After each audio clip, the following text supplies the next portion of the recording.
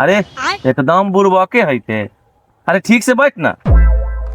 देखो हमरा बुड़बक न बोलिए, सबसे बड़का बुड़बक तू बारा। हम हती बुड़बक तब तो बैठे के तलूर है ये ना हो है। आज कैसे कि हम ही बुड़बक हती, सबसे बड़का बुड़बक तू हते। अच्छा हमरा बैठे के लूर ना है। हाँ। और हमरा जैसे मन करे वैसे बैठम। सबसे बड़का बुड़बक तो तू बारा जे हमरा तोकला।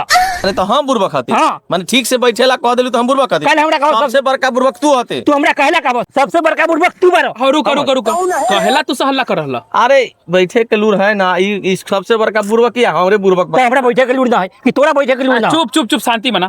अच्छा हम अभी पता कर देलू कि कौन बुड़बक है और कौन हसिया है, ठीक। हां तू ये कर। हाँ अच्छा तू जाके देख तो हम घरे हती कि ना। अच्छा ठीक, रुक जा हम देखते वही तो। देखला ना कितना बड़का बुड़बक है। चला ये मोबाइल के अच्छा ही, ई का तो मोबाइले से पूछ लेती कि हाँ तू घरे हते कि ना।